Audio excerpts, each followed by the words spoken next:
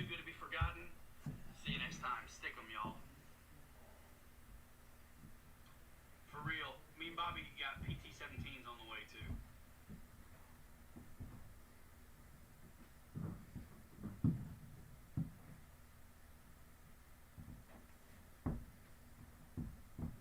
Okay, guys, this is FarmermanRoesRC live stream. Just got to change the mic.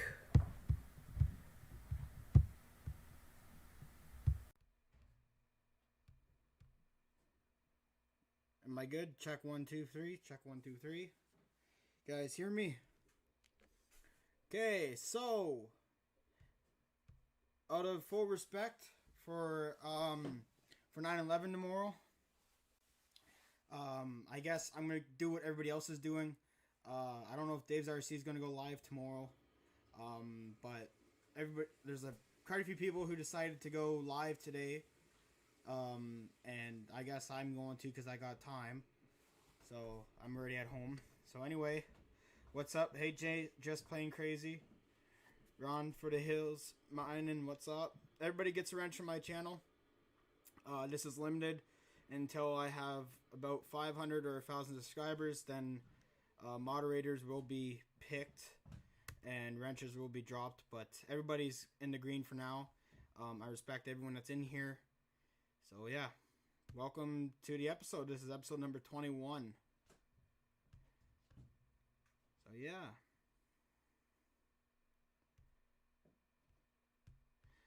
So tonight's show, well, for tomorrow's show, what was going to be tomorrow's, I was going to have more stuff to share, but I do have stuff to share tonight. I got right behind me here the Cessna 150.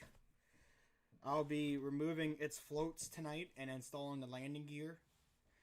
So I'll be doing that soon. Just letting everybody come in. Hey Victor, what's up? So yeah, my MiG-29 hasn't showed up yet. I'm expecting to get it next week.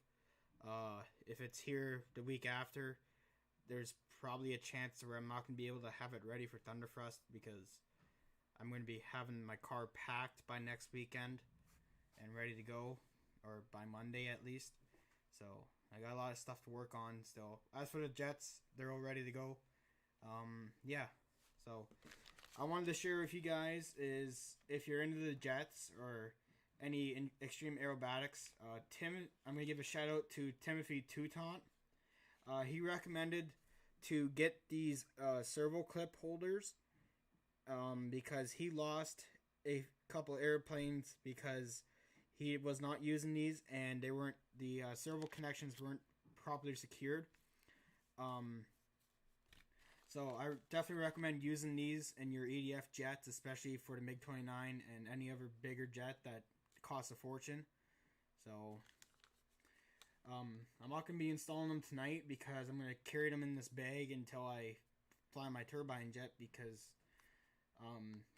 it's not put together right now, and I already have I got another bag of these, and the ones in that bag are already on the jet, and I only need a few more from this bag to attach the wing connections, the servo connection for the wings.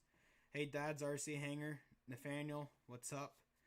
Hey William, hey Hamilton's Hanger. So yeah, you can barely hear me. Okay, so the gain is up.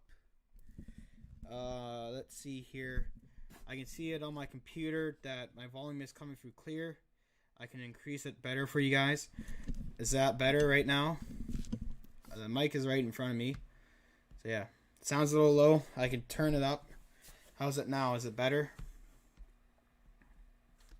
I'll try to get to the max. Am I good now? Kind of rushed for tonight's stream, so yeah. I have a deviator turbine. The kits to build them isn't available anymore. It's an older style jet. It was very popular before the Boomerang Sprint jets came out. And it's a trainer type of jet. You can't install an EDF motor like you can on a Sprint. From what I've heard, you can put an EDF motor on a Boomerang Sprint jet. I do have a Boomerang Sprint, but it's not going to be built until winter. It's going to be my winter project. So, oh yeah, much better. That's good. So yeah, I'm going to start off getting these floats off, and I got a few more things I want to show you guys. A lot of guys use Velcro to keep the batteries held down on the battery tray rather than just using the straps that are supplied with the airplane. Other guys, I don't have the material here, it's in my car, but there's a non-slip kind of grip mesh thing that you can get too. I recommend using 10 pounds. The heavier you go, the more weight you're putting on the airplane.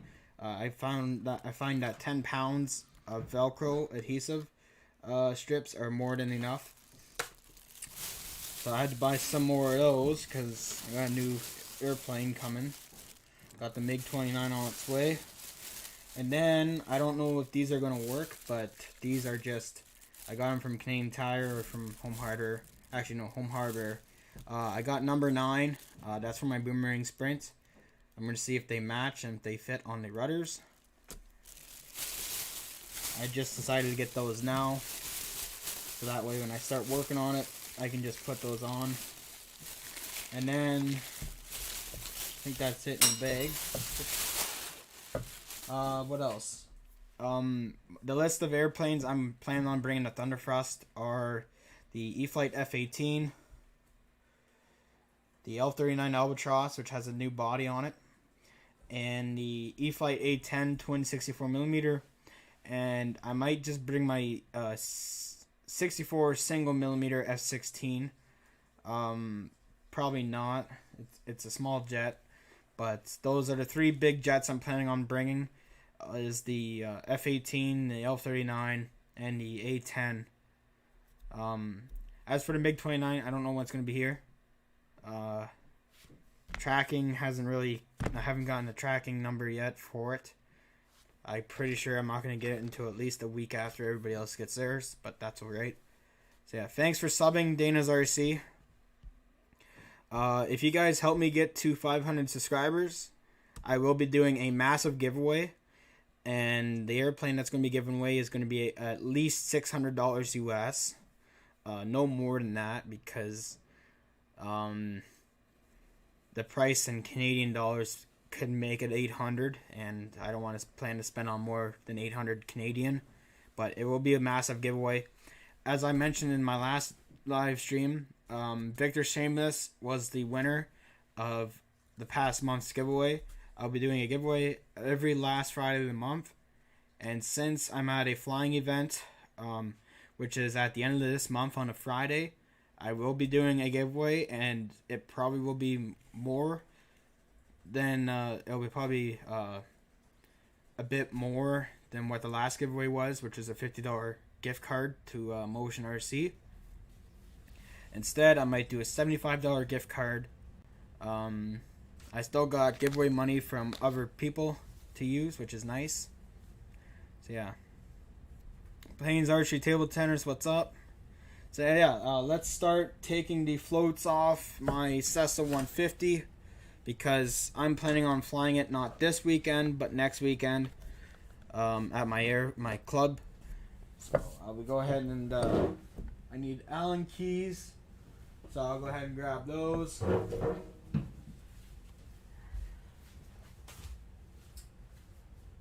Set this right here.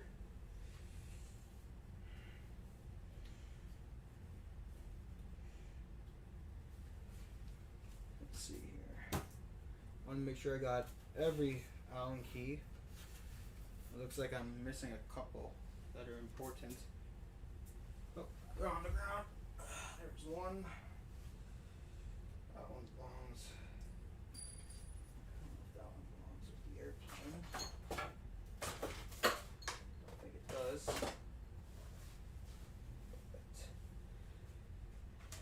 yep. Got one. I got two. Okay. So, as you guys probably know, I've been flying the Cessna 150 for the entire summer at the cottage off the lake, and it was a new experience for me, and if you want to get into float flying, I totally recommend you getting this model. I have not yet flown the Cub version of this size. As for the Cessna 150, it's still available from Horizon Hobby. It's a great airplane. It's easy to fly. I tend to use safe mode when I'm flying in low light conditions or when the conditions are a bit windy, just because the plane is harder to fly with these floats on in good winds. But for winds that are less than 15 kilometers an hour or around 5 miles per hour, 5 to 8 miles an hour, it does alright on AS3X. It's fun to fly. It's still aerobatic, which is nice, in my opinion. And I have yet to have it flip over on the water due to the wind. I've experienced that with the timber version of the E-Flite Timbers. I've had that happen a lot, even when a little breeze decides to flip it over. It's not fun. This plane has not flipped over and has not even tried to flip over. And I've flown it in 20 to 25, and maybe I've flown it once in 30 kilometer per hour winds. But I mean, it's great. No, it's not 3D. It is aerobatic though. It can fly inverted, and it can do nice rolls. It handles knife maneuvers pretty good. I've actually got some flight videos to post up. I have yet to edit those yet. I'll probably edit those when I'm in the hotel in a couple weeks, when I got more time. Not working at the moment, but I'm just taking a break and stuff. So yeah, I'm gonna get to taking the floats off, and I will do a little catch up in the chat. Hey Mike Bird, what's up? So I'm gonna go live. I'm gonna keep this stream going until about 7 o'clock or 6:30 or so. And as for tomorrow's show, if anyone has missed tonight's show, I will post a separate video, so that way you could go back and rewatch this stream. So yeah.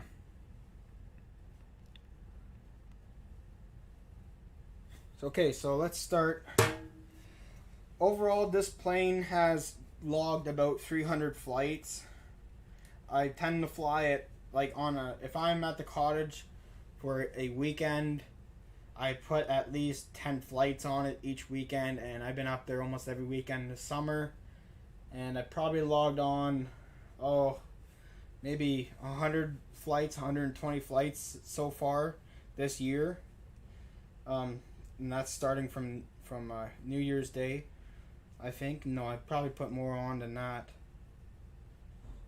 So let's see, it should be 2 millimeters. I'm going to remove every screw from this airplane. Another disadvantage though is that the screws on this airplane are not like the screws on the Freewing airplane. They're Allen sets. And I've had already stripped quite a few of these, but I'm hoping I can get every single screw out and every screw back in. So there's 2 screws located at the front of the nose. They're right here and here. That holds in the main bar. And I think there might be another clip under here. And then there's 1, 2, 3, 4, 5, 6. There's 6 Allen screws at the rear section of the airplane.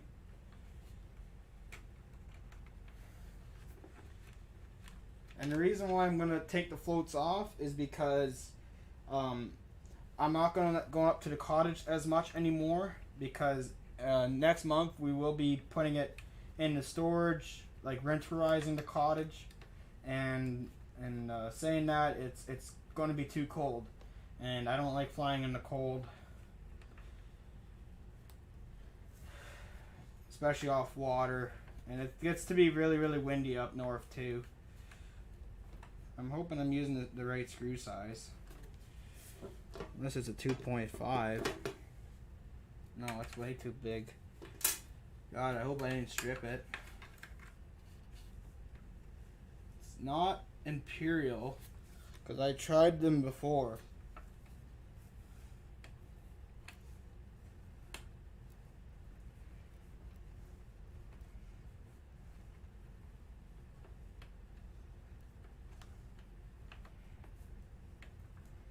Yeah, the screw's a little bit stripped on this model here. But I got it. Okay.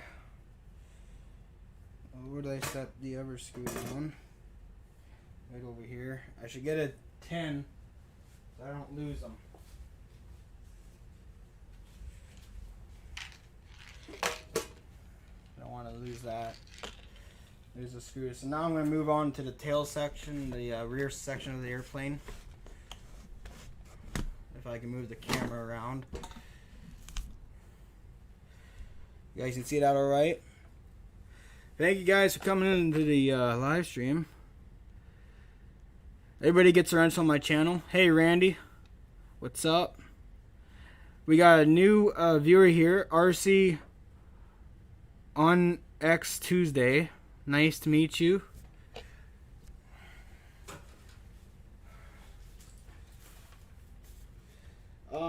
As for these floats, they have taken a beating because I do end up keeping the airplane on the wooden deck, and sometimes it gets bounced down by the wind. But with every pair of floats that I've used on these airplanes, they always seem to fill with water, except for the E-Flite Timbers floats. They don't fill with water. These ones do significantly, and I end up having to drain them before the next flight. But there's not enough water that collects in the floats in a ways to affect its flight performance, or to affect its takeoff ability and landing. It's just very minor water. I don't even think there's even a millimeter of water or 2 millimeters of water in the floats at one time. Yeah, these screws, I don't know, I think I'm using the right Allen key.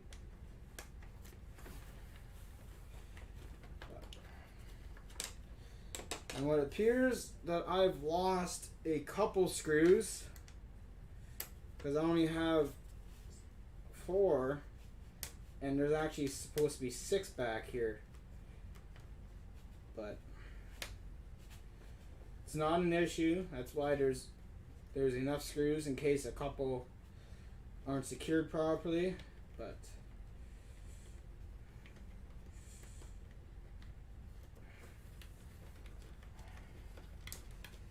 I'm pretty sure I can find some of the same screws in the parts box I have here.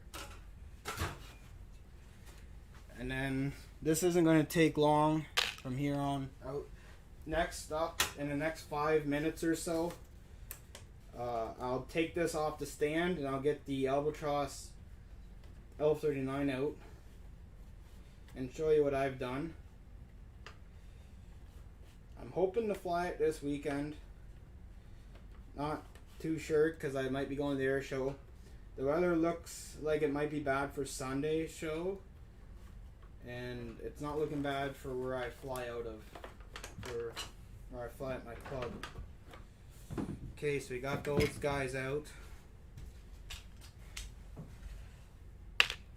Got the 2 plastic brackets out of there. Unplug the rudder servo connection, and then I believe a little shimmying, it should pop right out. Yep, a little bit rusty. Now the floats are off. Put them back here where they belong until I'm ready to put them back on in December.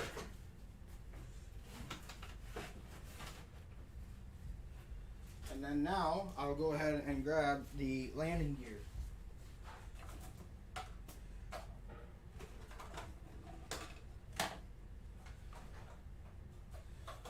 put on the rears first. I got them right here.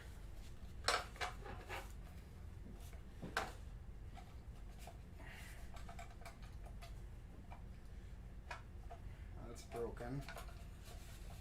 Close that. Do Y.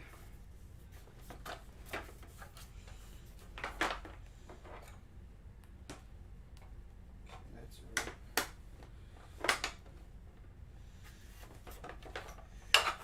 I get this. This could be tricky.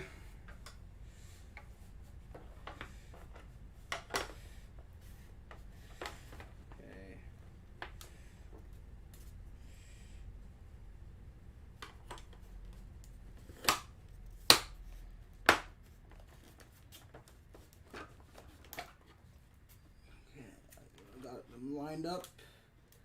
Oh, I got them lined up. I don't know if I do or not.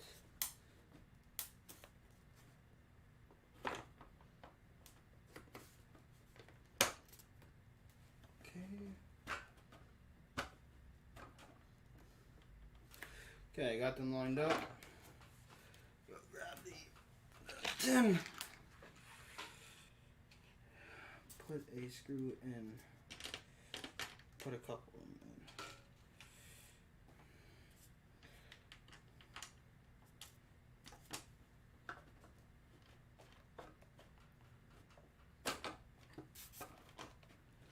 This is tricky. Can't really seem to line up the holes.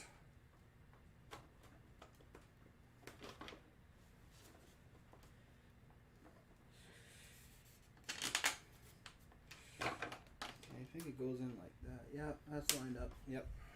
Got it. Pop these guys in.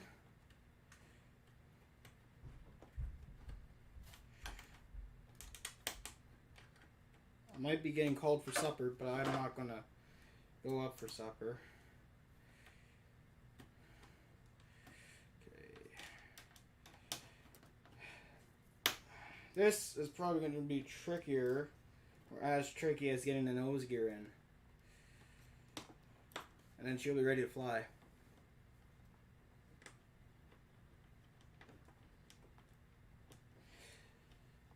I am going to be ordering a new fuselage. Might be getting it this week. I'm not sure how long Horizon's going to keep carrying the parts for this airplane. But if I were to sell it one day, I would like to have a new fuselage for it. I will keep flying the original fuselage until I decide to sell it. That way I can go ahead and install a new one. And I'll probably...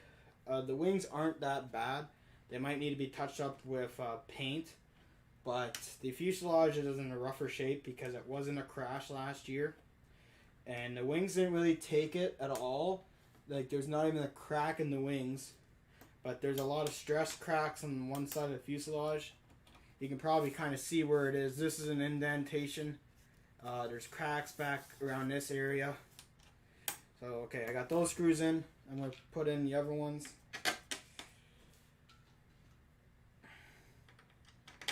Yeah, I'm missing a couple screws, which isn't good at all.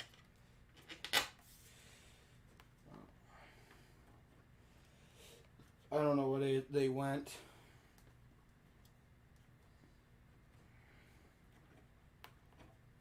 I should have spares though, because I bought a hardware set. You should always buy a hardware set. They're not that expensive from the parts, because you never know when you're going to need a screw, right? And if you have it already on hand, then you can go ahead and just get in those screws and away you go fly, right? And I also have a brand new nose gear too. The one I have right now is all messed up because of the crash, and I've had a few bad landings with it off the grass and on the road, but I got a brand new one too. I'm not going to use the one I have because I don't remember if it was working that well. So I'm going to go ahead and put that in, and it's already assembled too, which is a bonus. Unlike you get it when you buy the airplane, because you just pop it in and away you go. So I'm gonna go get those 2 screws. Should be in this bag here. Parts.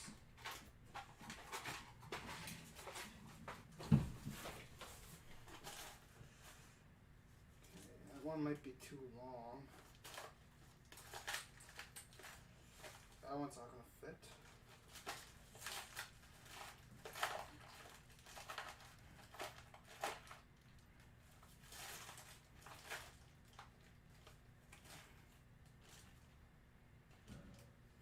That one could fit. Yep. Screw head.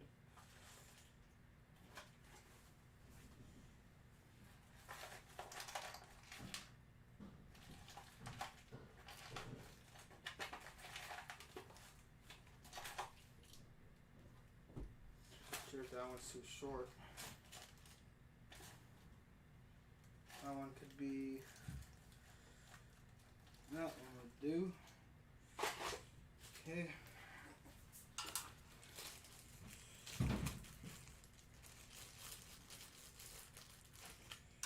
That should work just fine.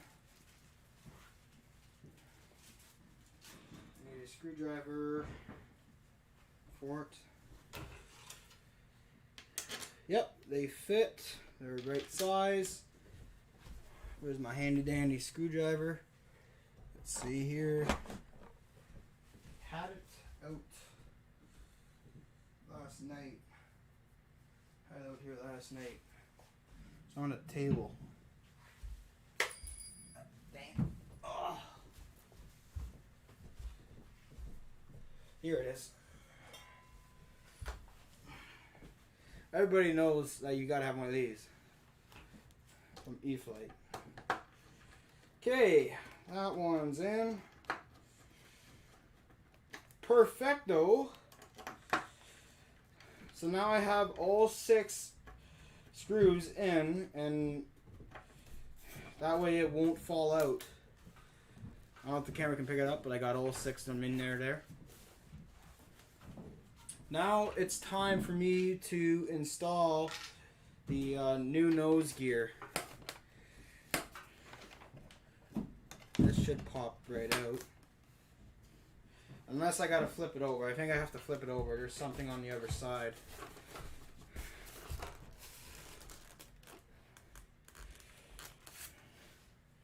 And I haven't put the new hatch on yet. I'm going to save that until I decide to sell it.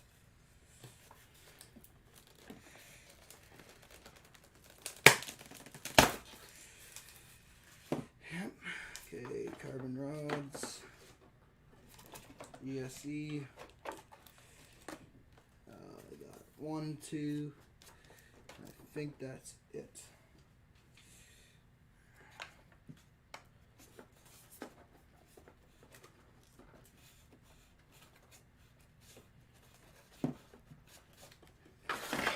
Carbon rods.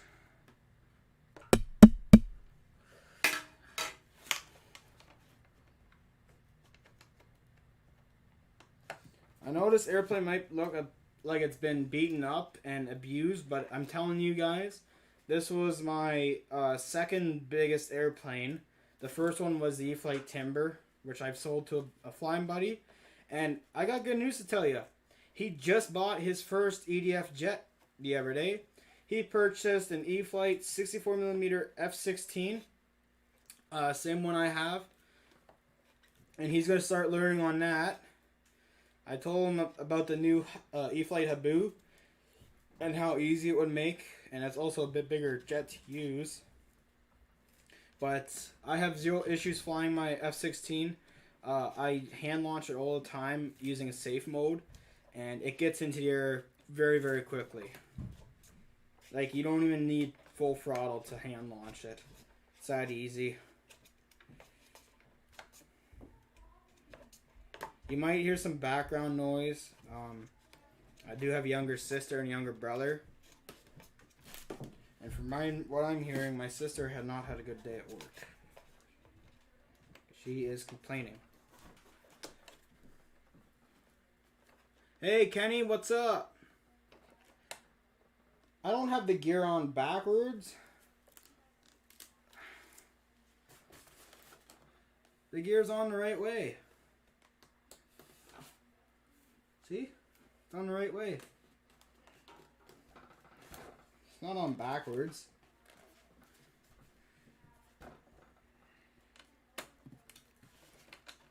Silly guy.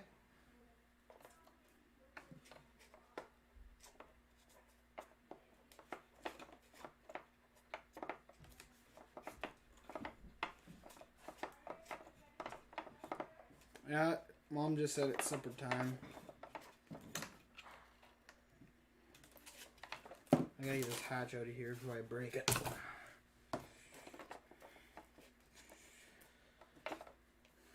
Robert, what's up?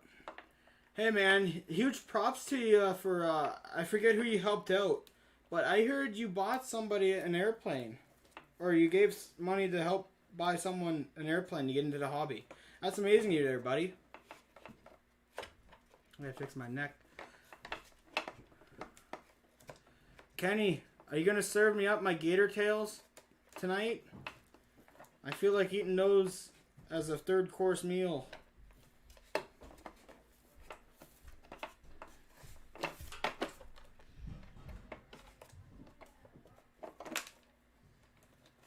This is always so tricky.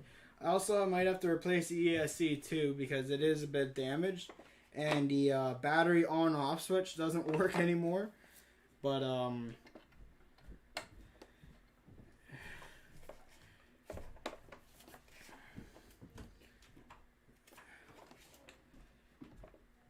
it was my second airplane, really. Second big airplane. Okay, so now that's out. I don't believe that's a piece. Yeah, that's not the piece. That's only for the floats. This I cannot lose. And now I take out the new nose gear, which is inside of a box.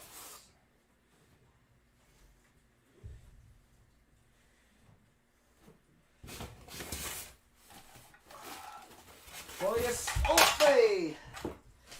That was close. I got a landing gear too. I wonder if this will fit in the L39.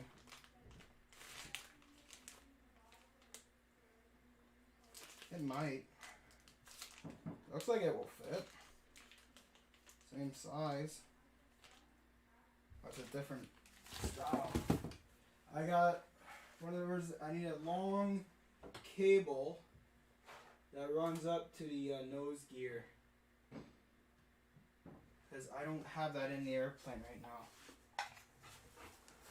It's probably buried somewhere under all this. I hope not. Oh, I got it. On the old one. Got the new one right here. Brand spanking new. The old one is actually bent. The shaft has been, the strut is on an angle. It's been bent. And the tire is actually rubbing up against it. And it doesn't steer that well. Yeah, the strut is all bent up. So I'm going to put the new one on.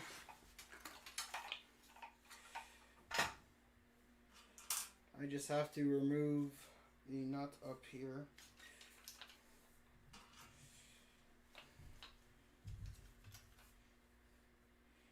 Yeah, because it's already, everything's installed in there.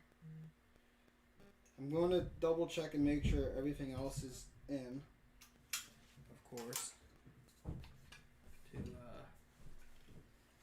It's small.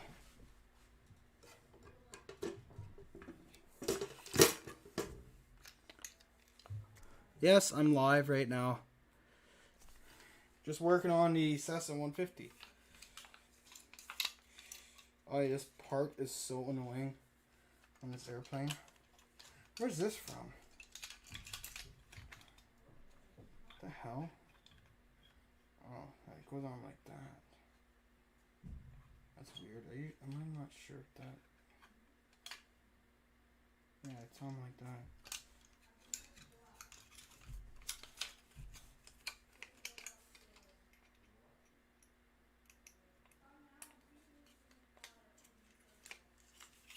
I gotta get a those pliers.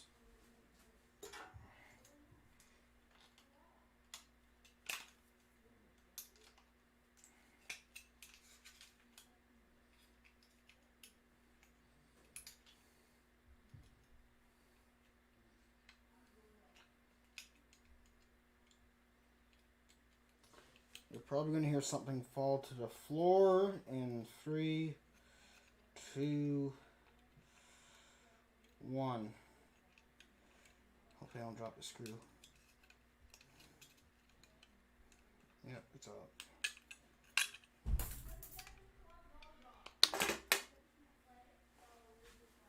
Okay.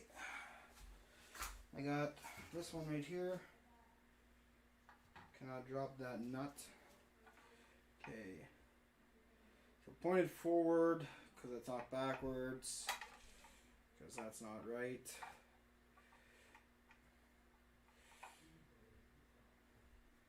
Is it? If it's angled backwards? Let me look at the box. No, it's pointed forwards. Yeah, it's not pointed that way. Is it? Does it matter which way it goes? I think it only slides in one way.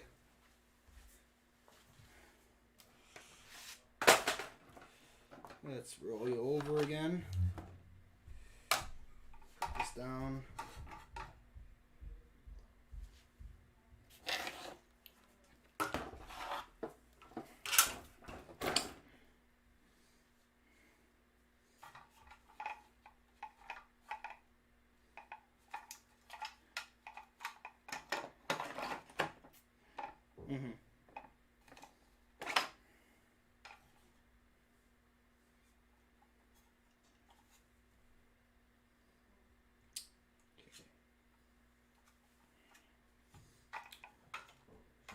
This could be tricky.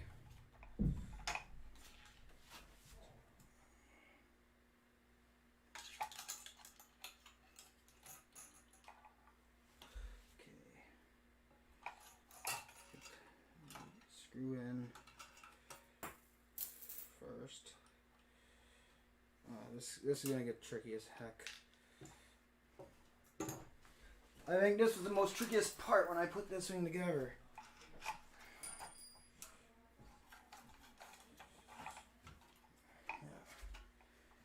Yeah, that's how it goes, like that in there. Okay. This. I also got holes drilled into the horses, which makes it nice for me to. Oh, no, stop. Yeah. Watching me build isn't very fun. I mean, it can be. In ways. Okay, that's on. Put the nut on.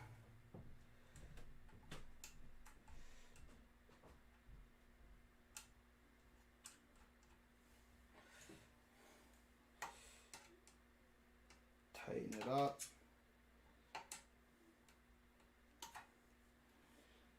Got the Allen key.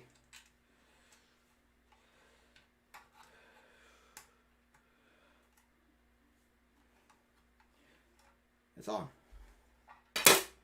Whew. Holy moly. Okay, now I gotta slide this in. Actually, I'm gonna double check all the screws in the nose gear. You gotta double check that. I never seen this guy in the chat before. Yeah, you guys gotta like the video too. Jahan says he wants me to send him something.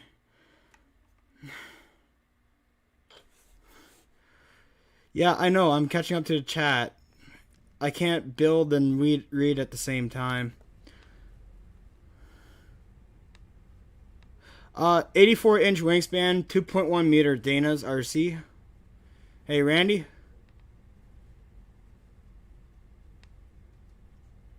Okay, Dad's RC later. I'm catching up to the chat. I'm good.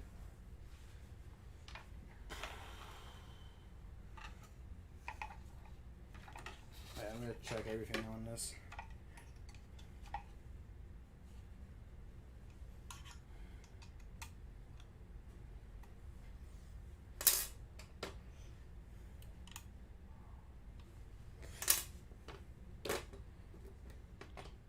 Maybe it is Imperial.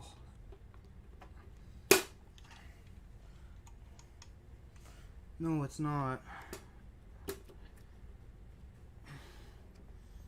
That'd be too small, I think. Get out of the way, you.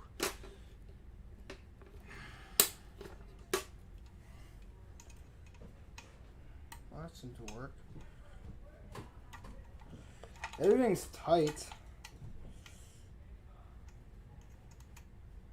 Yeah, I can't tighten anything else up. Yeah, everything's locked in. Final step, I gotta feed this through. So hopefully it's going in there, not causing any trouble.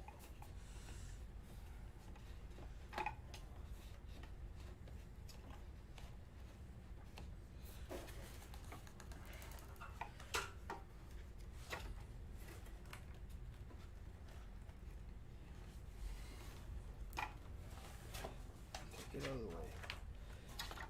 Okay. Where's the back?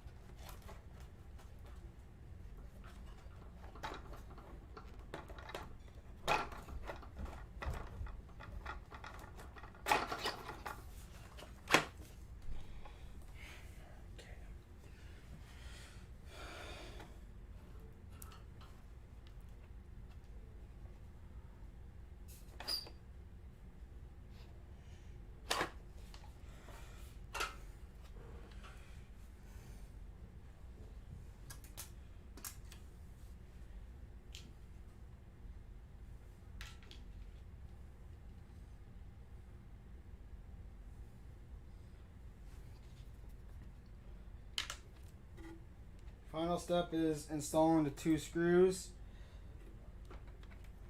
I can't really do it from the other view because I don't have much room to work with here. But this can get frustrating. Maybe I go over here. Better.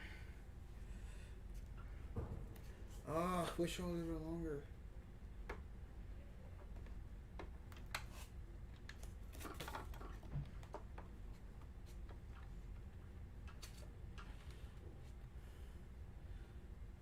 I'm not sending you this airplane. It's $700 Canadian brand new.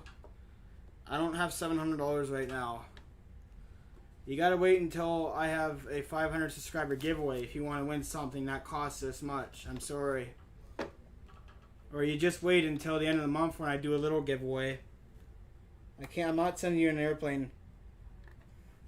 Nobody's getting an airplane until Christmas time. Or maybe Thanksgiving.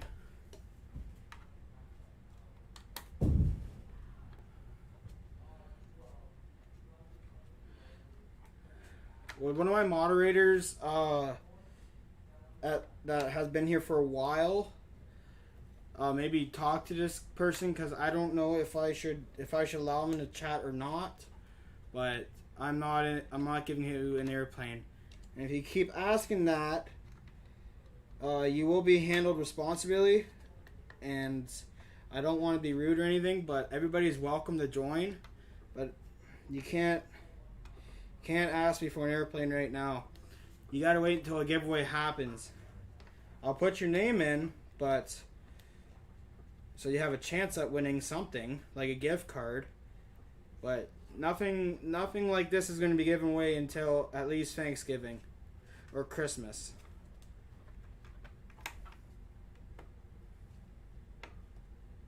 Okay, buddy?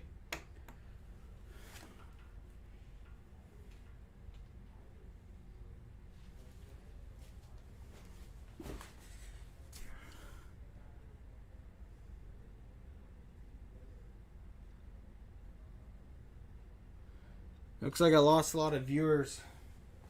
Down to 5. Ryan, I told you to send everybody over.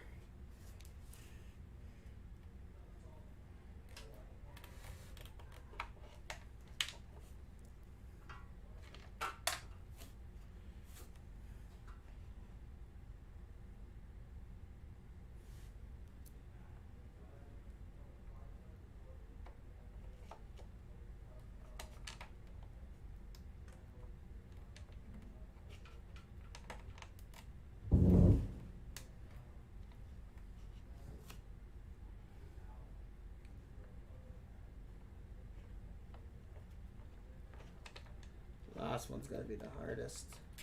I'll stop it.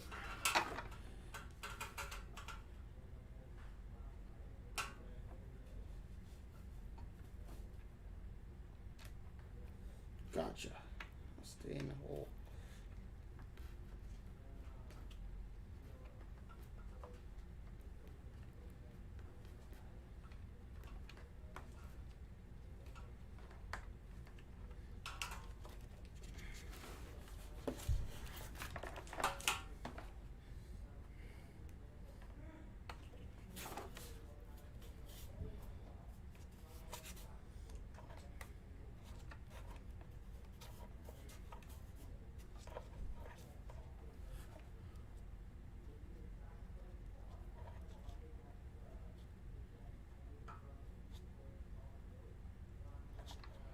Okay, boss.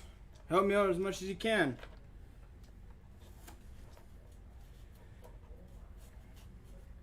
There's background noise that you guys have to deal with. It's my brother talking about his horrible day at work and whatever shit happened. So, I wish I could play music, but I'm not going to go for a copyright strike. Okay, that's done. Yeah, about this ESC, it's got wires exposed. So, I'm actually going to put some Velcro down on for it. Right now, actually. I'm going to do that.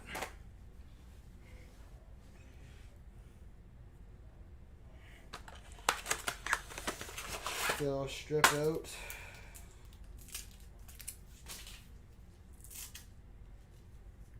Now, scissors or a knife. On my toes.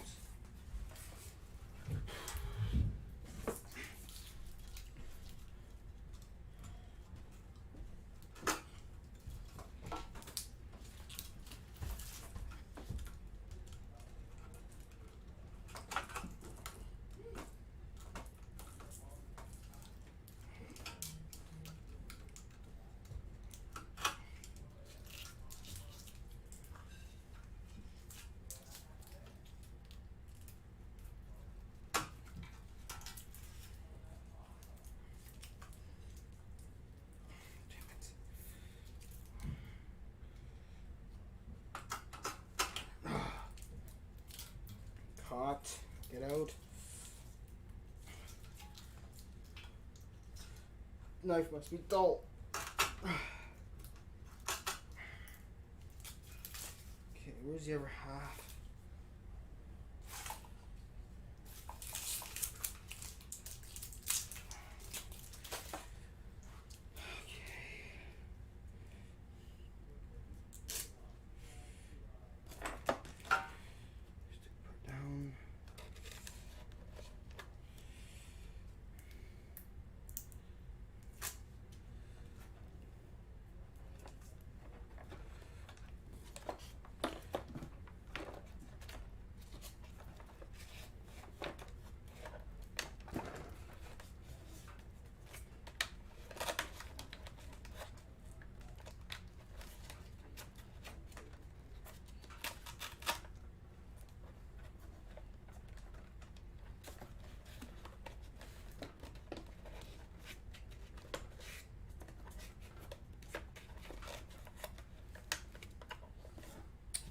The battery sits there.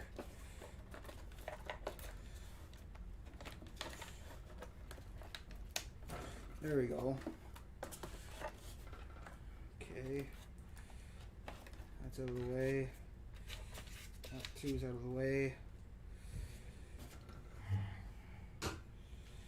Good God.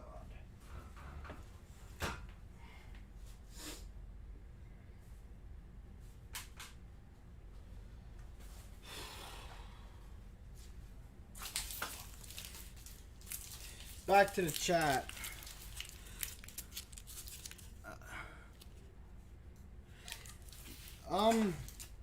Yeah, I know.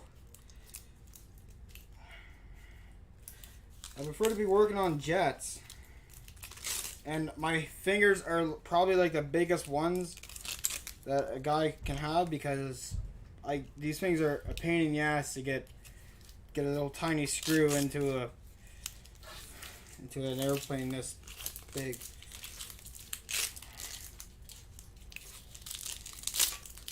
I got it then now. I'm gonna grind this one up here.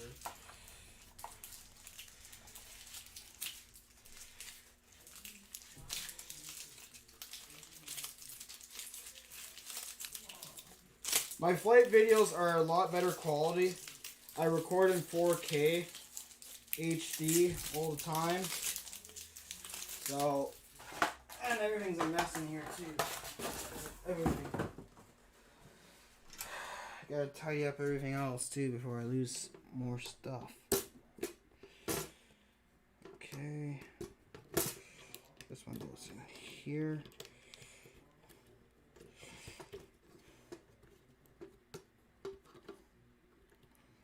I'm not an airplane builder though, by the way. Like I'm not the most experienced one. I've only been doing this stuff for a few years. So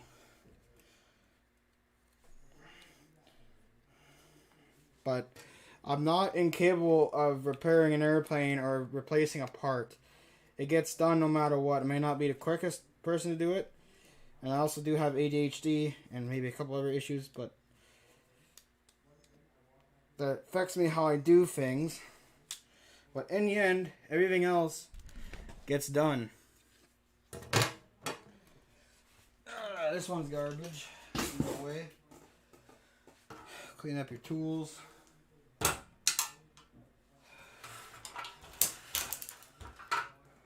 Let's see here. I gotta get some tape to tidy up the wires in there too, which I don't have down here. Put the hatchback on.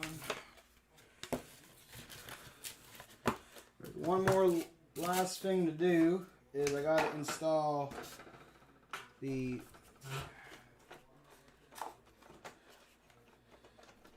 I know exactly where it goes.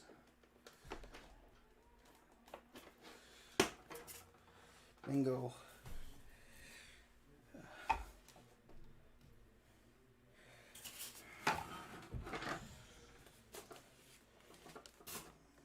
Okay, so the rudder is straight. The wheel itself looks like it needs to be, yeah, it's not straight, so that needs to be fixed. To correct that issue, carbon rod.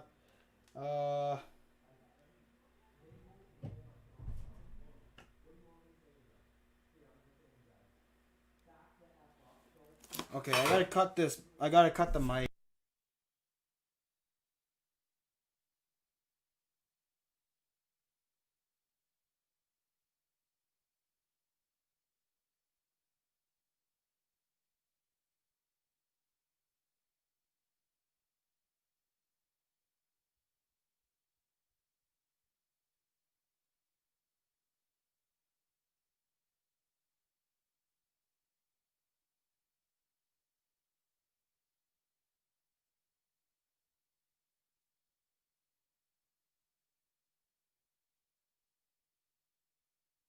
I need to move out of this house. Okay, yeah, I'll tell you guys. So, for the ones that are new here, my name is owen.roes. I go as FarmermanRoesRC or the Farmer. My YouTube name is temporarily been changed to the Farmers RC channel. It might be changed back to FarmermanRoesRC or FarmermanRC, but I'm going to keep it as a Farmer's RC channel for now. I'm 21 years old. I don't do earth moving anymore, but as a job, I move earth. I run off-road heavy equipment, everything from bulldozers, excavators, off-road haul trucks. I've been on, and scrapers and packers. So I run everything. I run whatever they tell me to run. Right now, I'm just taking a break from my job because I got Thunderfrost coming up, and the weather has already started to slow my work down.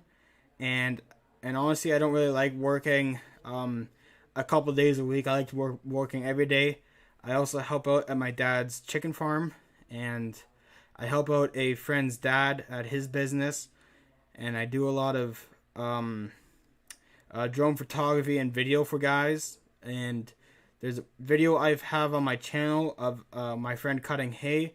The footage was all mine from my drone. I shot that with the DJI Mavic Mini drone. So, and also my hobbies in the wintertime include snowmobiling. I still do a lot of flying of remote control planes. I fly indoors a lot at a sports facility in Waterloo, Ontario. I can't really say what town I live in because it's so small.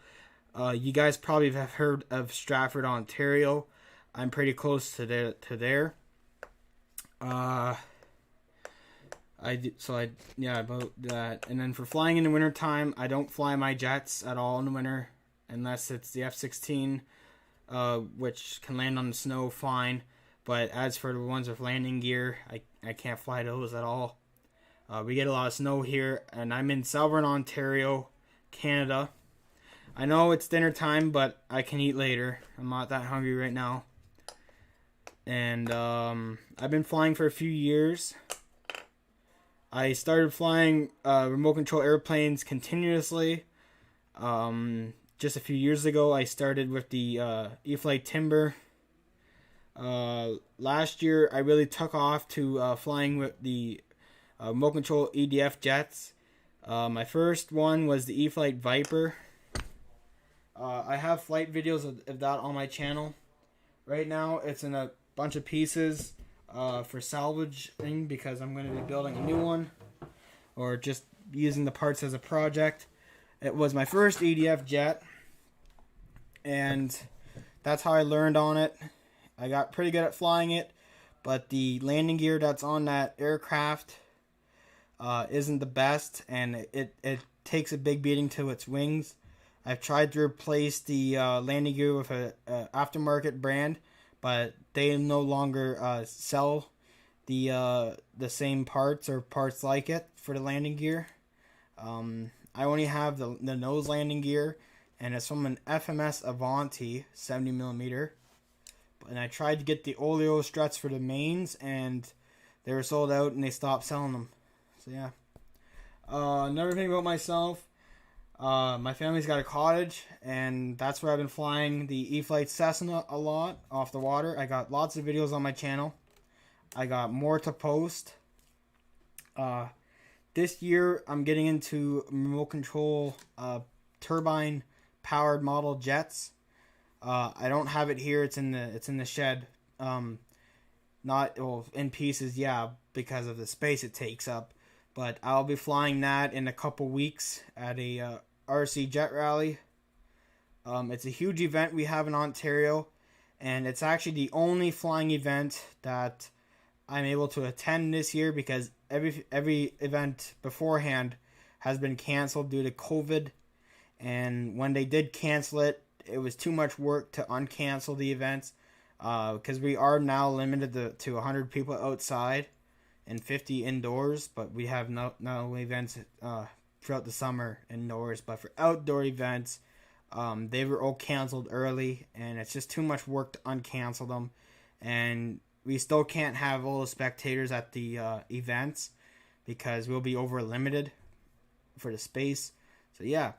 I do have some footage in the works. I'm going to start editing those. Actually, this weekend is the London Air Show. London, Ontario is having an air show. It's called Sky Drive, and it's like a drive-in theater kind of thing. So You get a parking spot. You get the parking spot is 20 by 22 or 25 feet square. And so if you have a small car or an SUV or even a truck, you still got plenty of space to be socially distanced from other people, which is nice. And I'll be attending that event both days this weekend.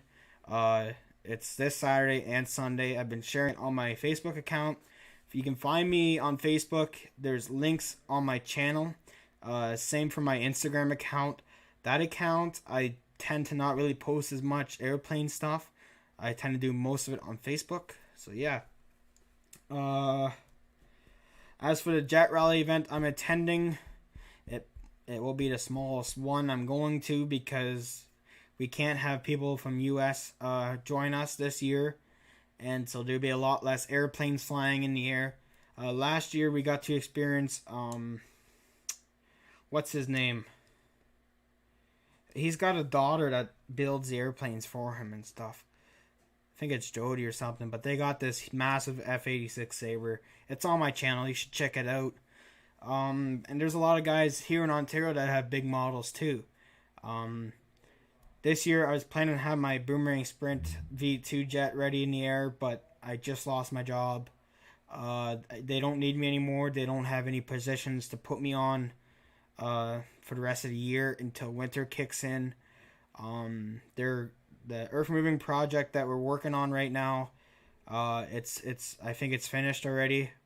We can only do so much every year, and honestly, when I left there, there was maybe a few more days left for my job that I could do running the scraper. But as for the topsoil that has to be moved, that's rock trucks because they dump it on a huge mountain pile, and the scrapers can't get up to there and stuff. And all the dirt we've moved has been moved already. We'll probably be going back there, but they decided to let me go. So I don't know if I'll be going back there next year or unless they have a position available. But the previous position was a rock truck, and I told them flat out, if you put me on a different piece of equipment other than a rock truck or a packer, it's very unlikely that I'll be on a packer. Even like I don't mind running it for a day. Same with a rock truck. If it has to be for an afternoon or for a Saturday or for a day, I don't care. But if it's like every week for like 7 days straight or more, I'm not going back to a rock truck. Because that's also I get paid less too. So, but yeah, I'm not. It's not the end of the road for me. I still got my snow plowing job that starts as soon as the snow falls, November to April. I still have that job. Right now, I'm just doing a little bit of work, getting ready for Thunderfrost, getting my airplanes flown. I'm flying my jets as much as I can. That's another reason I haven't been posting as much stuff on Facebook. I've been busy flying them, but I'll be posting stuff like every day for Thunderfrost and for Saturday and Sunday's main event, which so the way the event works is Wednesday to Friday is a test and tune. So I won't be really getting videos recorded much, but on Saturday they are having an air show for the pilots, and for everyone else is able to attend. Like family and friends are available, but random people are not going to be allowed in. It's just going to be families and friends, and probably a limit of 6 people in your tent or in your pit, whatever. But yeah, it's going to be pretty big. There's going to be a lot of jets. I got videos from last year's events that are really nice to watch. I recommend watching you guys watching those, so you kind of have an idea to what's going to be at this year's event. And there's going to be a lot more different airplanes too at this event, so it's going to be fun. As for the Cessna 150, I want to get back to that. I got to fix the steering on it. It's not centered with the tail rudder. So the only way I can do that is, I think, no, it's already trimmed out. I think I should plug a battery in and then disconnect the joint that goes to the nose gear and have the tail rudder centered and then plug it in. And that in turn should get it straight. So I'll go ahead and do that right now. I'll go get the remote turned on. The technology I use is Spectrum. I run an IX12. I forgot to mention that when I started flying, I had a DX6 remote, and it did everything for me. But I had to get rid of it because I was moving to airplanes with 7 to 9 channels, and I needed a more better interface. And I was able to afford the IX12 at the time, and I was able to sell the DX6 for a pretty good price. And I got this. And I'm probably going to upgrade to the IX20 over Christmas, because I plan on flying stuff next year that has more than 12 channels. The only airplane I have that's 12 channels is my turbine jets. The Boomerang Sprint's going to be running all 12 channels. The Deviator runs on 9 right now, but I'll be putting telemetry in it soon to get airspeed, flight pack voltage, like receiver pack voltage, not flight pack voltage, but receiver pack voltage, and all that. So we go ahead and disconnect the nose wheel, and then I'll plug this in. And then I gotta figure out a way to have this centered.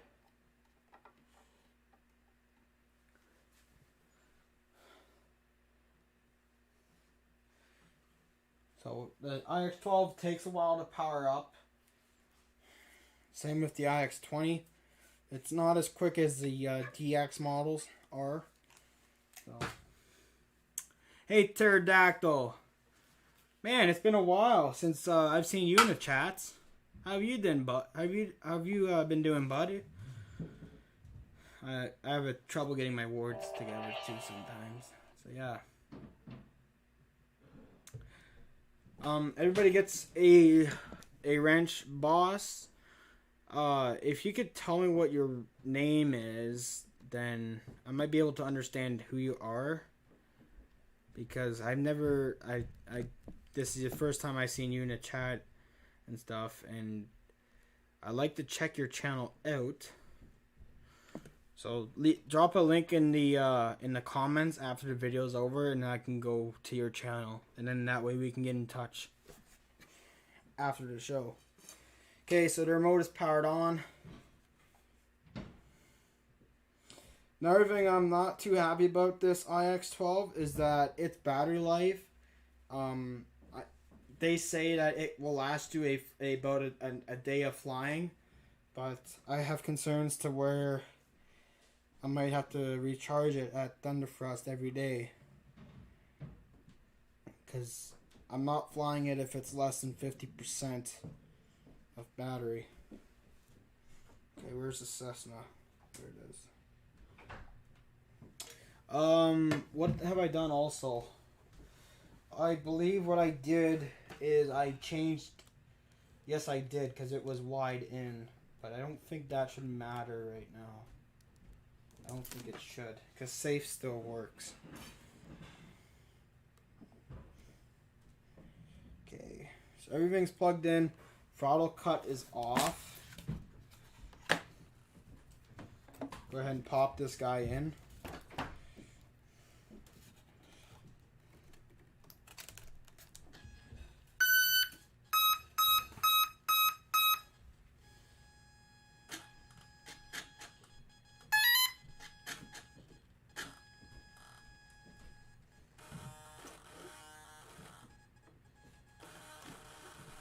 Yes, because what I'm going to do is I got to disable the safe mode.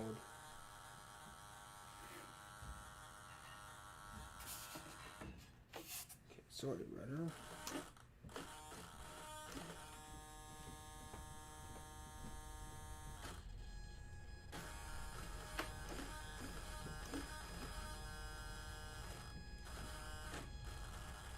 Okay, I got to change that switch, because now what I've done is I assigned the float rudder to a different channel on the receiver.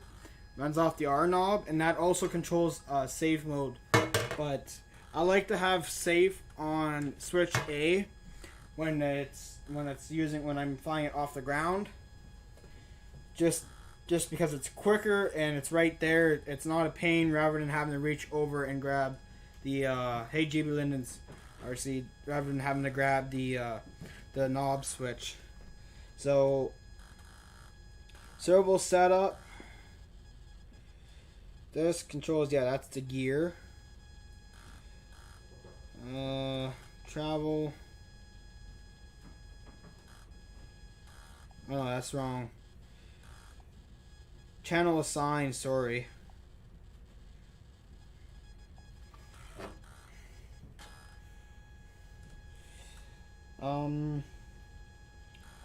Switch this one.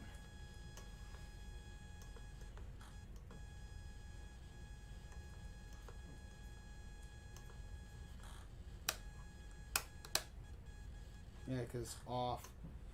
Let's check it out. Yeah, I still got my rudder. Yeah, safe mode disabled. Safe on, safe off, safe on. Safe off. Full rates, which is nice. Full reflection on the rudder.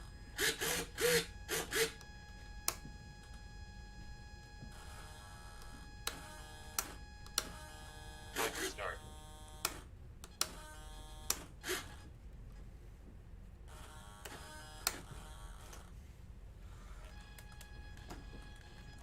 Yeah, because that's level. Everything is off. Everything is centered. So now what I should be able to do is plug this guy in. And it should be straight, which it's not. Okay, got a problem there. So if he's not straight, I could probably assign a different hole for him. No, it's not. It's this one here, is it? Or is it the far one? Time remaining 9 minutes.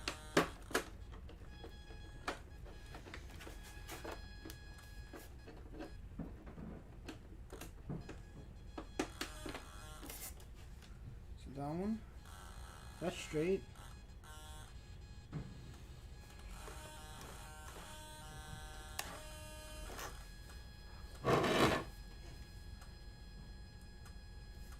Oh, it's not straight. Mid rate. 3D rate. Left is left. But it's not straight, which I don't want. Actually, it's on the ground. Yeah, that's straight.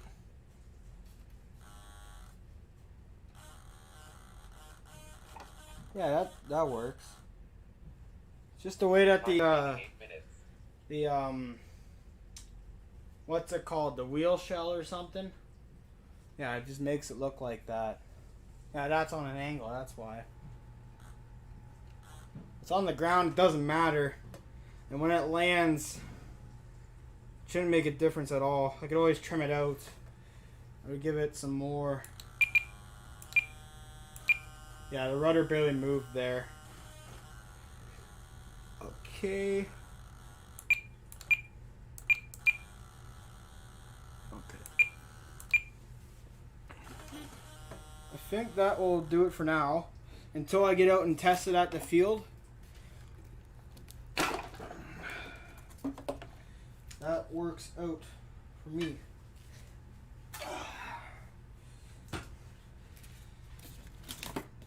The boomerang sprint is going to be like the as for the electronics, it's not going to start until around Christmas time, but I am going to have the center wing, the inlets, and the control surface hinges mounted.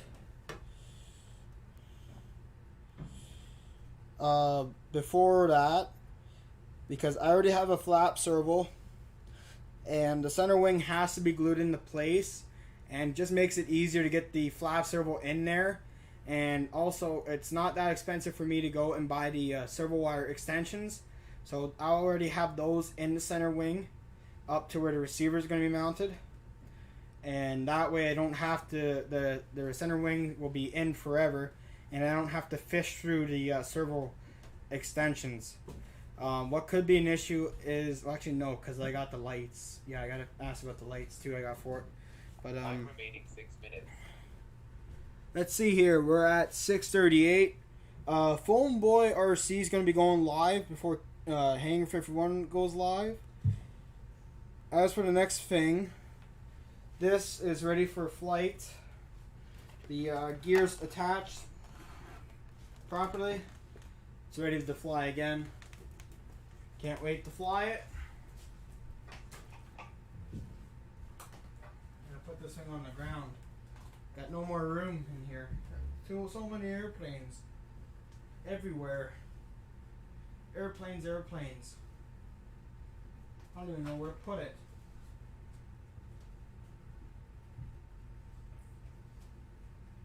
I think if I just put it here on top of the carton, hopefully it stays. Yes, it will. Everything is a freaking mess in here.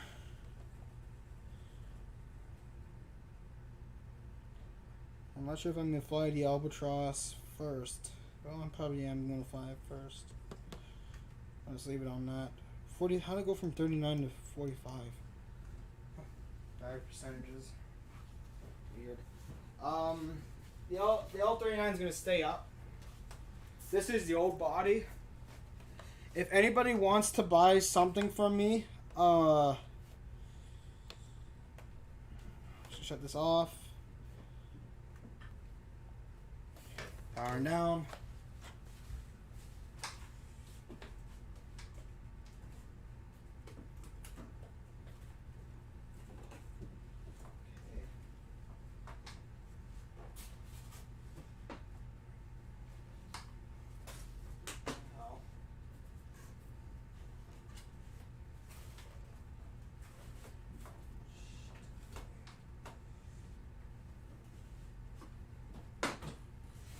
Okay, back to the stream we go.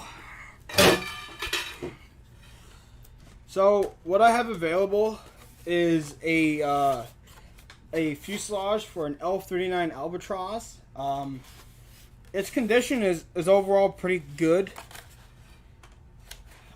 This model was crashed last year.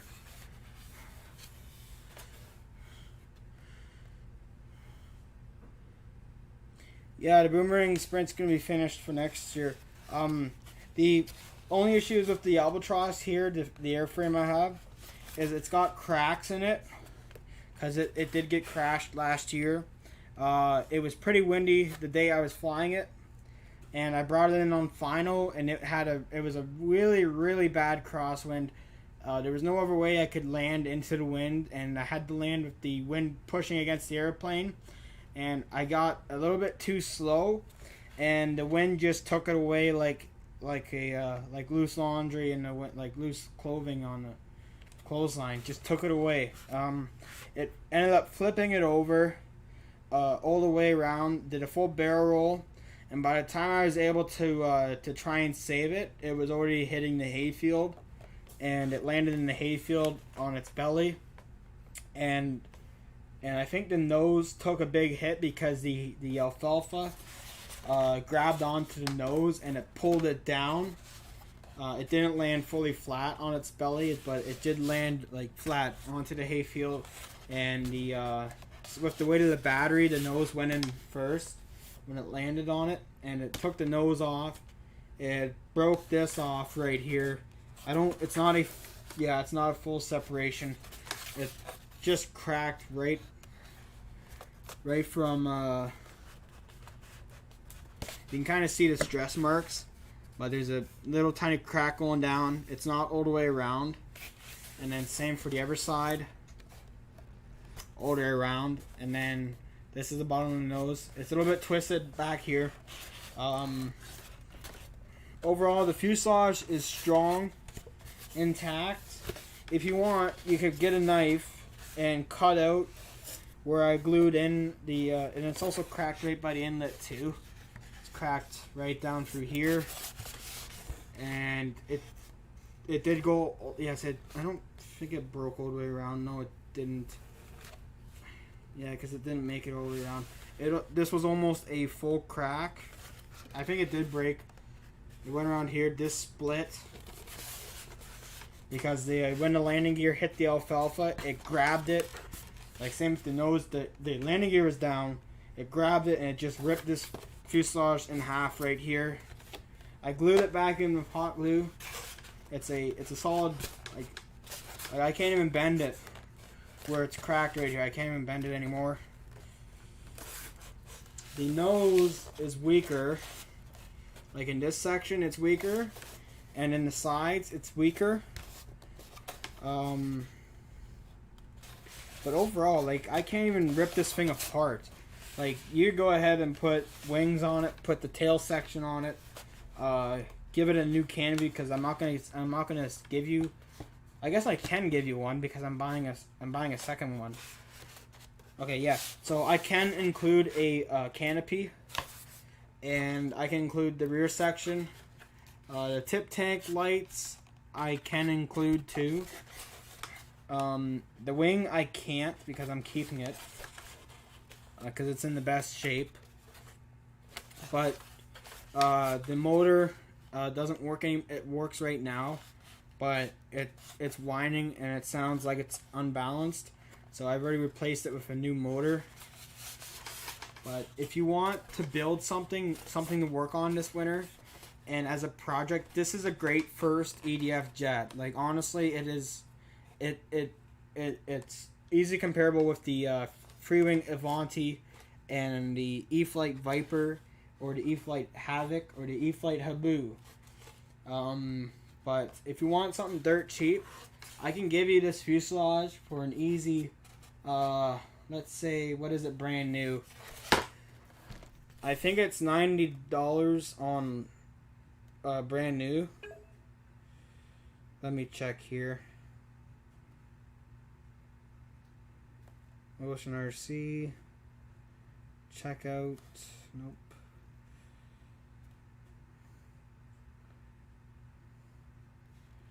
Let's go to Motion RC right now.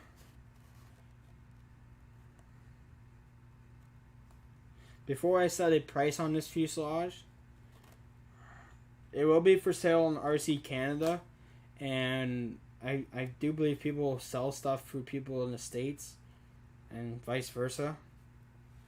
So go to RC Jets. Now this would be like a half ARF version. So L39 camo.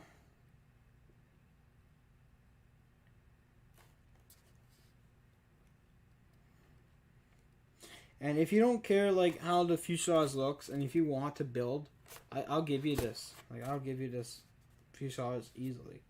Okay, so brand new, it's $95 US. Okay, my price will be for the condition it's in, and how strong it is, and how clean of a break it was. And it also includes the back section.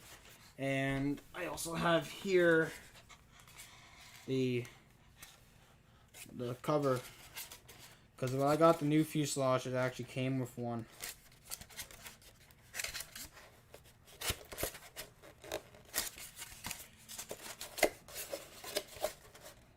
Oh, that's not right. This is right. Okay.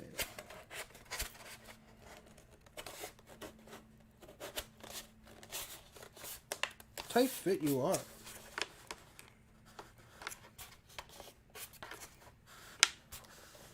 But yeah. So I'll do $50 US.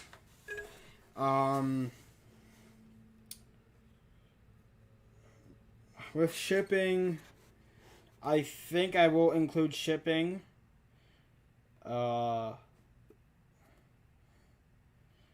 Free shipping for Canada, for US or international.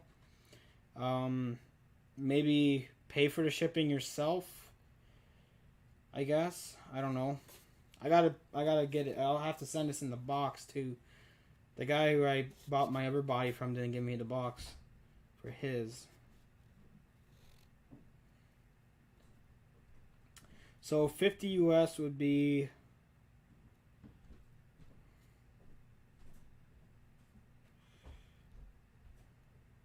$65.94 Canadian. Okay, so I'll offer $50 US for this body. Figure out how much shipping will cost. I'll probably pay for the shipping, but this is for sale. I don't need it anymore. It's a nice airplane. Are people still here in my show? I got 6 people watching. Why is the chat not moving along? I think the chat might have frozen up.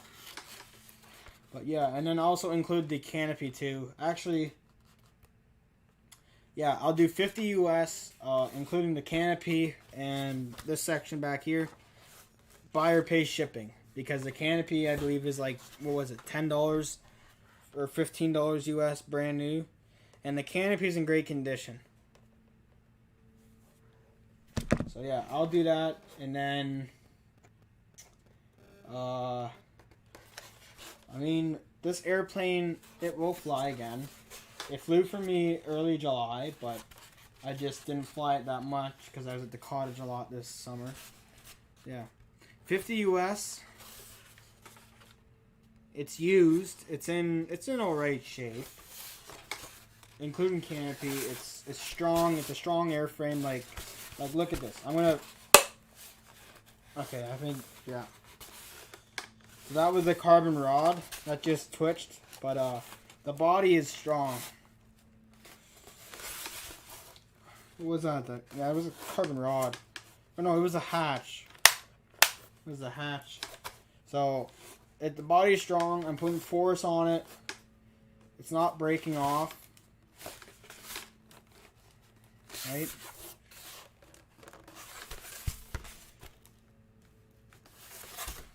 Everything's secured on.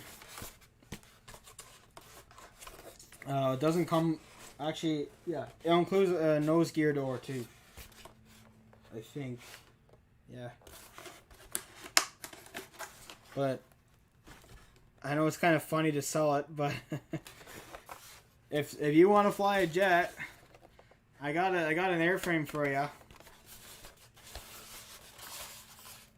Not bad at all. Like... The body's in pretty good condition at the rear section too, like even at the sides. Right? Like look at that, there's no stress. And the stress really does start at the front. You can see up close.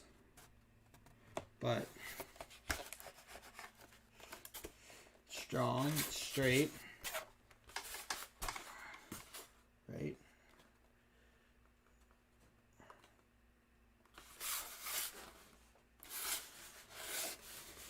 Yeah, it's flyable. You might have to do a little more work on the where it's been cracked, but overall it's a clean break. No missing foam. I flew this thing hundreds of times. It's awesome to fly. So yeah, just contact me. I think my email address is in the channel description. Find me on Facebook too. But these go for like $100 brand new, $50 US, and it's yours. You got something to work on this winter. You got something to learn on.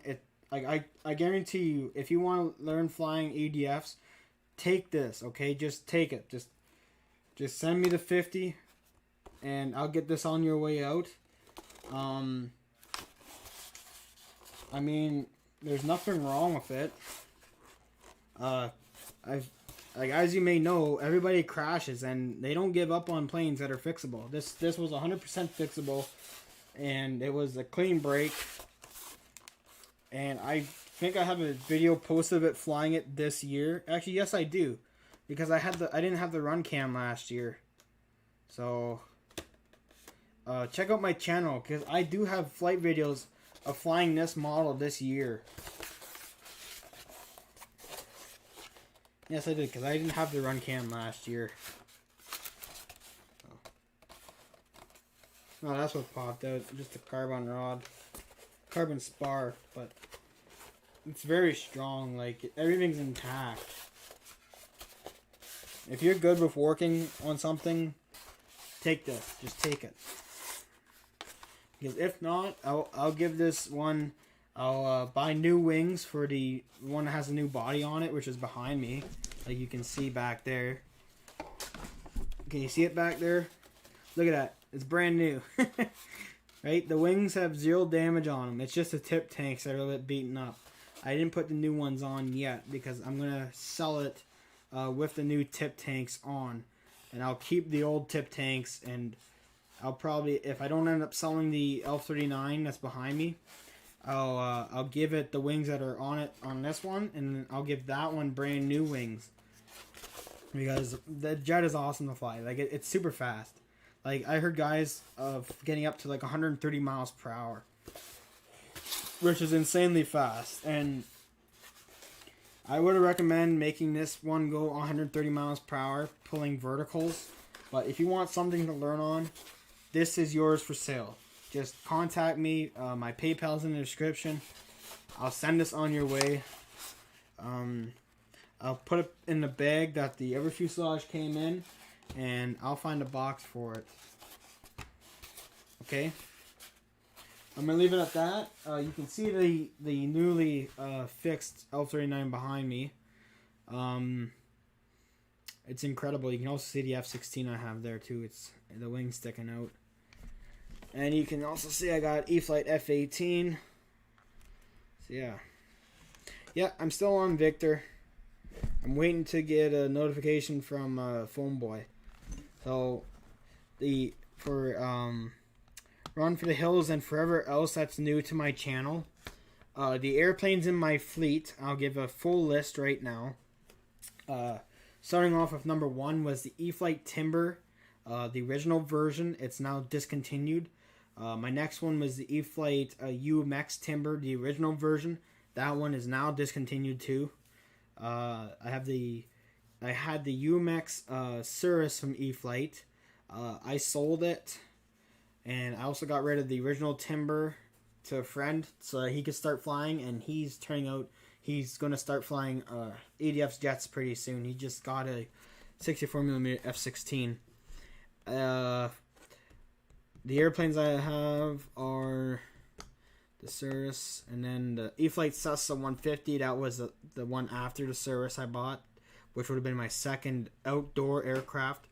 The UMX airplane I had also in the first year was the UMX Carbon Cub SS, the red version, the one that was on 2S. They don't offer a 2-cell version anymore. They offer the 1-cell version, which does not have flaps.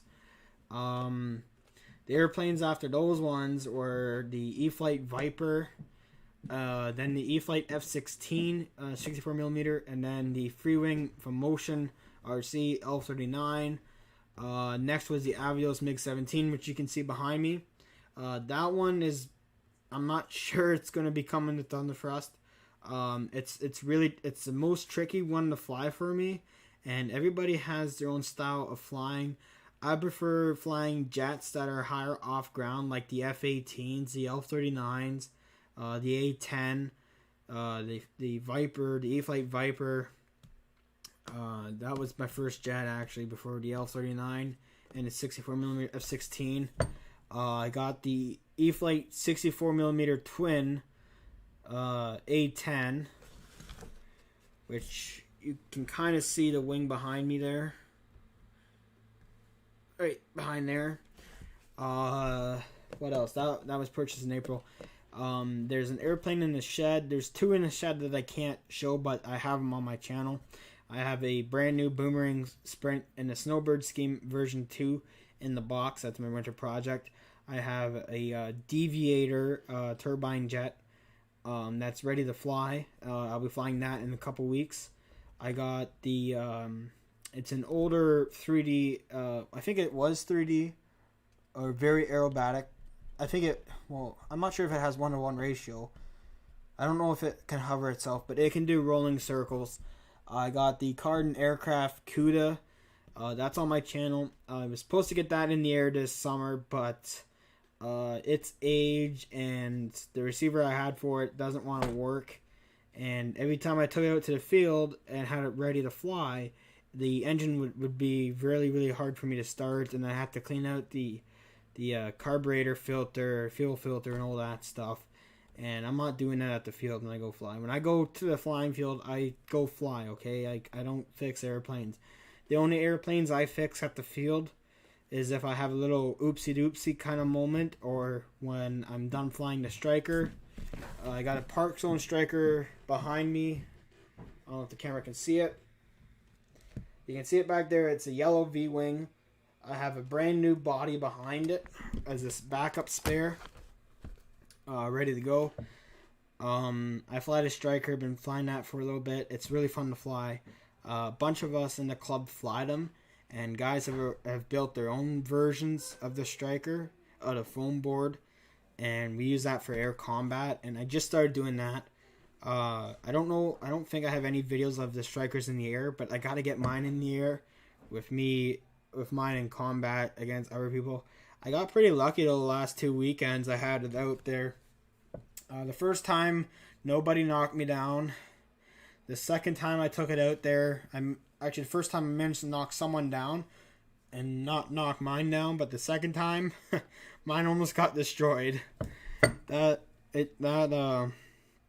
Striker, I got hit pretty hard once, and I took 2 guys out pretty hard, and the nose is already bent to the left and stuff, but have yet to break a servo, or I think the horizontal stab came off, but it's fun.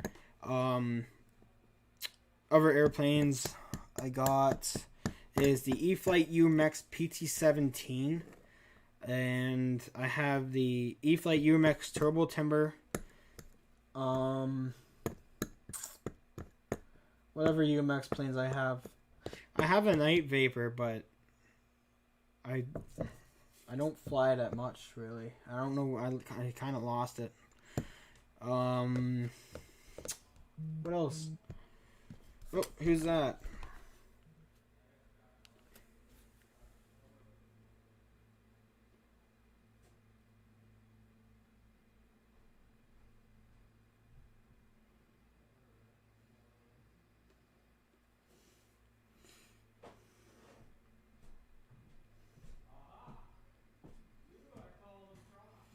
Okay,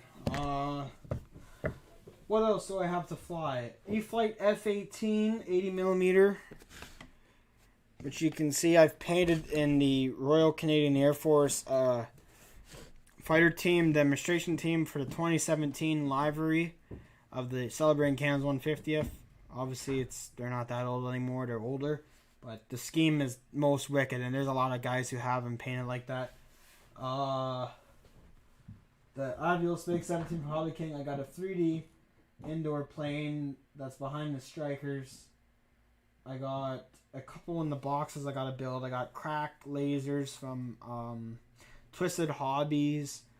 I got some models I got to build too. I got an F-22 with thrust vectoring. It's not an EDF jet model. It's a propeller model version, but it's got 2 drone motors on it. And I'm gotta build that soon too. What else? The E-Flite Vipers in pieces. As for I got one nitro airplane. It's a Cadet Mark II. I got it from my uncle. It flies. It needs a little bit of body work. But I haven't flown it at all yet this year because I'm not really learning anymore. And if I were to teach someone, that would be the airplane I'd let them use, would be my Nitro Cadet. Because I don't have the timber anymore. So, as for other RC products, I got a couple RC trucks. I have the ECX Barrage. I have the Red Cat Gen 8, I believe. You can see it's right.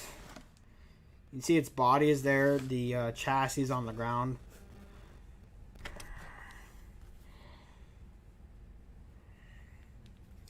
I got remote control boats. I got the Pro Boat Velez 29-inch, Pro Boat Blackjack 29-inch. I had a who made it? That's his boat.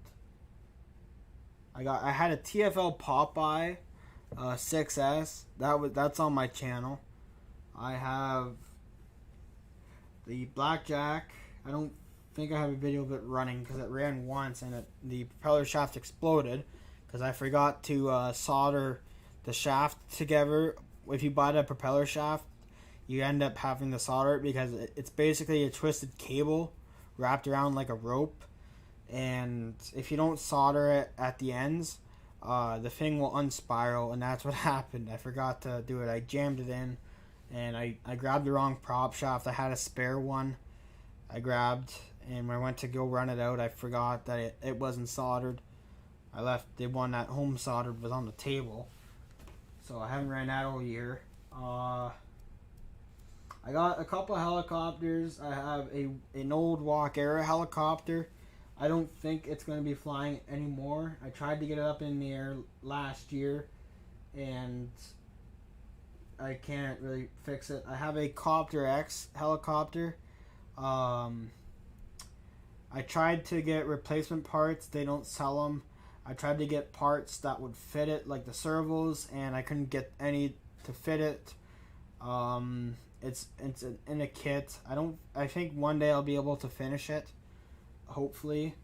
I got a couple XK helicopters. I got the XK blue helicopter, like the medical helicopter, and I got the one Airbus A350, I think, the white one that they have, the two big ones, the two model scale like ones they have.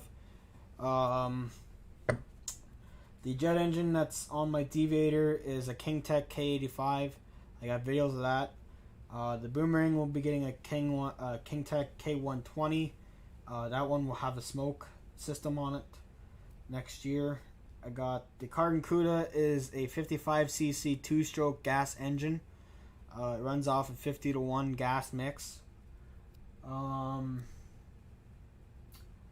The Avios MiG-17 is going to be converted to turbine version this winter. I don't think I'm going to repair it enough to set it up for 8S because obviously I can't get it to run well on 6S.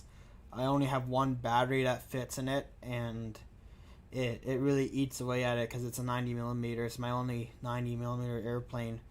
So, but I've seen them fly on turbines, and there's conversions for it. It will get a turbine version. It'll give it more speed and more 40, and that's going to be with a Project 2.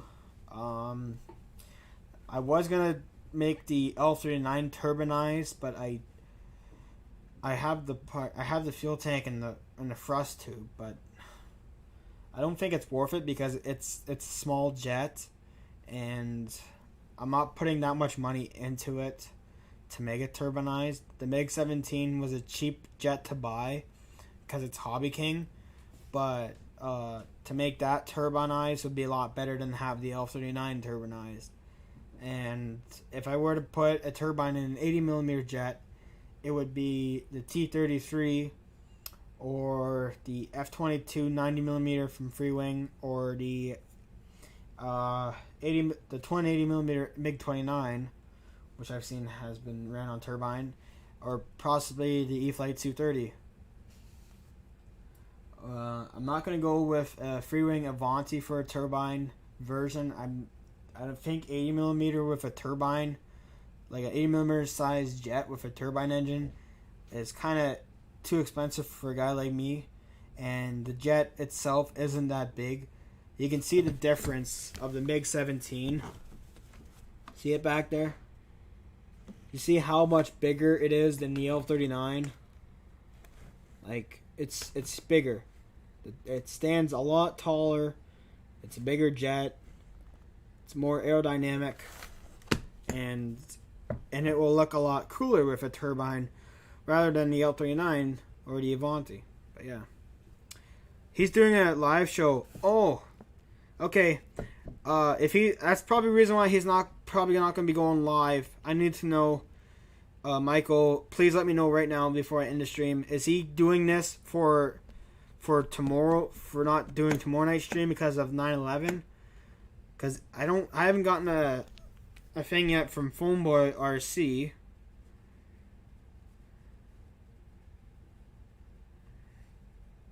Oh, he's unboxing a battery. Okay. Where's Phoneboy? I thought Phoneboy was supposed to go live. He's not live right now.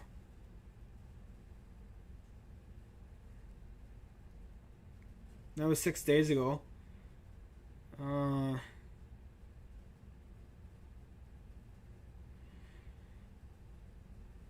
gonna take the weight. This is the HRB 5000 50C. Okay, Dave's RC. Are you? Hey. How much it weighs. Where's Dave's RC? Hey, Dave's RC. Check this out. So for an 8S Look at that. system, both packs, we're 6,000, boy. Woo! Beat that. 1,018 grams. So, just over a kilo. That's actually This is better than the that's actually 5,000 not that bad, actually. because I think the two Admirals were actually more than that. So it's actually not that bad. I believe the Admirals actually weighed more than that, you guys. Let me see something. So yeah, we are on grams. So that is moving it up to. Yeah, Phoneboy's at 1 kilo, 730. 18 grams. So Which is 2.5. Dave's RC is live. So around 2. Dave, you're on camera. So not that bad. Not bad when you're considering that the jets that these are going in or the planes that these are going in are big planes, guys. Big planes. The F-22 is big. The Stinger 90 is probably the smallest out of the 8S planes. And then I've got the MiG-17 on 8S as well. I cannot wait to get out and fly these Hey, planes. Shadow And then Ops, we whereabouts also have area? the maiden flight on the Yak 130, guys. We still have not done the Yak 130. And then now that we have these packs, we can get the Raptor out and we can get the Yak 130 out. We can get. I cannot wait to fly. I cannot wait to fly those planes. I'm excited about finally flying that Yak 130. I know last time I didn't give it an honest shake. The batteries seemed depleted of power. Now I've got brand new packs. There's no reason why that system should be live and right up now. What's that? Just give yourself room with it this time. Yeah, I'm gonna take that white thing off the front tire too. I did that with the SU-30 and it seemed to help.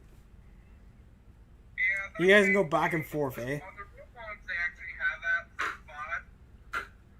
And they have flaps in the intake for FOD as well. But as small as those wheels are and the gaps between Oh, the I guess that wraps up for me tonight. If I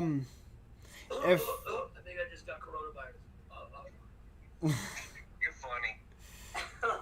if I were to go live tomorrow, I would, but I can't because it's 9/11 tomorrow. Did they send these to me wrong? So, anywho, as for this weekend, I will be going live on my Facebook account. I'll leave the link in the description. The link to my account is on my channel page.